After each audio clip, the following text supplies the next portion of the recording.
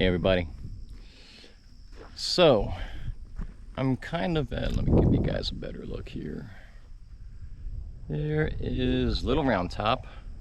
Oh, I guess I should mention I'm back in Gettysburg for those of you unfamiliar with the terrain.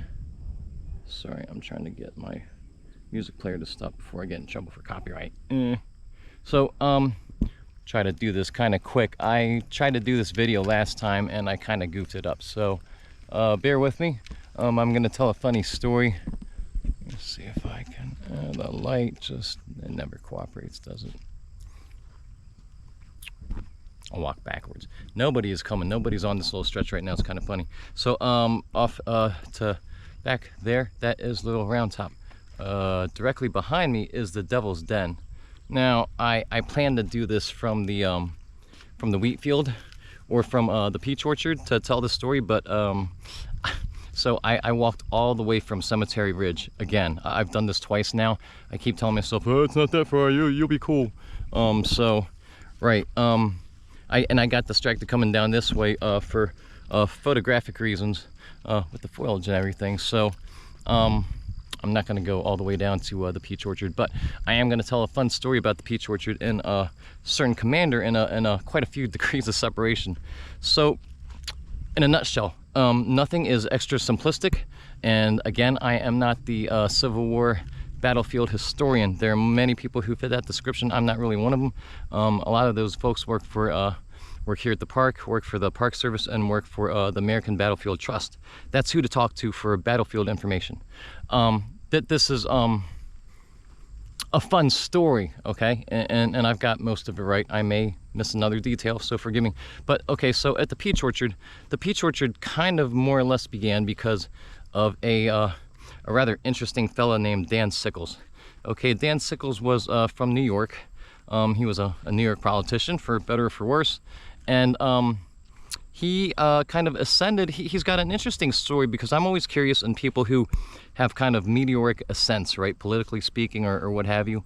But so Dan Sickles is in New York politics. You know, he rises up the ranks, and he eventually becomes, you know, congressman and then senator. So he's certainly in the elite. You know, this is before the war, of course, before the Civil War.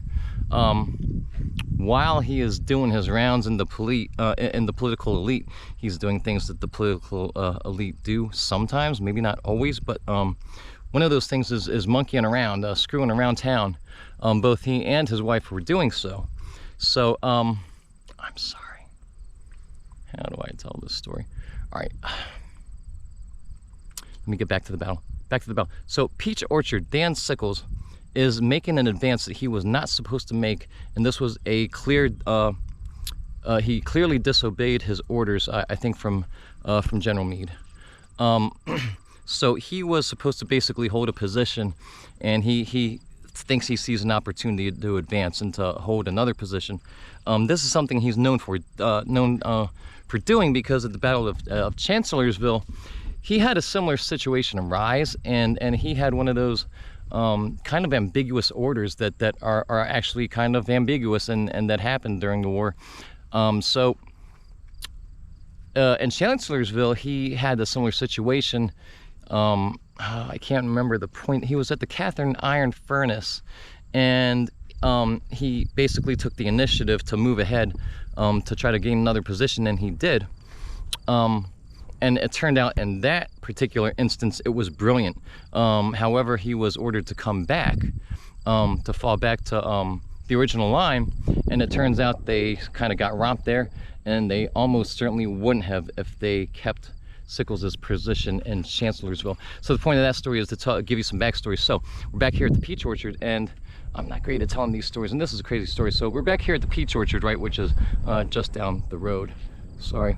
And so he makes this advance that he is not supposed to make. He had a direct order, a clear, you know, an unambiguous order, and he disobeyed it and got himself into a little bit of a pickle out there. So that's what happened at the Peach Orchard with Daniel Edgar Sickles. So let's go back to when he's making his meteoric ascent in Washington.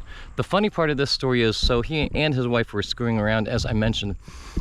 He actually ends up murdering one of her suitors. And that suitor, this is the part that I screwed up before, that suitor's name happened to be Philip Barton Key, which is quite interesting because it happened to be the son of Francis Scott Key, the author of the Star-Spangled Banner. So we have an even crazier twist there. Now you might be asking yourself, well, how did he get away with doing that, murdering somebody in cold blood in broad daylight, and still rise up the ranks, stay in politics, and then become a Civil War general? Well, like I said, there's some curious parts about his story, and I'm sure I'll learn more about, you know, the levers that he pulled and so on and so forth. But how he got away with the murder of a man of Philip Barton Key in broad daylight, with, I believe, eyewitnesses and everything, right? He gets off of the murder because he's represented by somebody who would become the future Secretary of War, Edwin Stanton.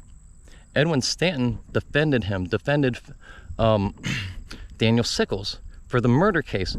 Another fun part about this story is this was actually America's, and I think the world's, very first successful case of the use of temporary insanity as a plea. So that is one really crazy story, but the cherry on top is, and you know, again, the Gettysburg folks and, you know, historians, they know the story inside out. I kind of put some more of the pieces together recently, just doing research and stuff and learning more as I go, you know, and it's really fun. I have a blast. I love it. So another fun part of this story is Francis Scott Key had a grandson as well. Francis Scott Key grandson is named Frank Key. Oh dear. His grandson's name is Frank Key Howard, and that's important because Howard, he is so in that side of the family, his grandfather or great-grandfather was the person who Howard County, Maryland, is named after. Very prominent, and he goes back to the Revolution. Frank, oh dear, here I go. Frank Key Howard, his other father, he was also descended from Francis Scott Key. So this may have been one of America's first double names without the hyphenate, with or without the hyphenate, right? But so I keep getting this twist. So it's Frank Key Howard. We also have Frank Key Howard over here during the Civil War.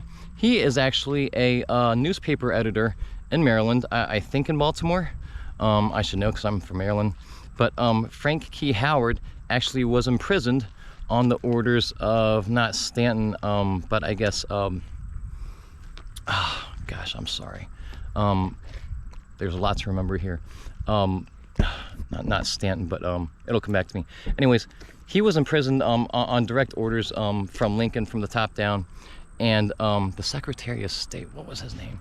And so he is actually sitting here in the Civil War at one point, after a little while, being a newspaper editor. And mind you, what he said in the newspaper, it wasn't extremely offensive, and it wasn't anything untrue. He was basically questioning Lincoln's rights to revoke, you know, the whole matter of habeas corpus.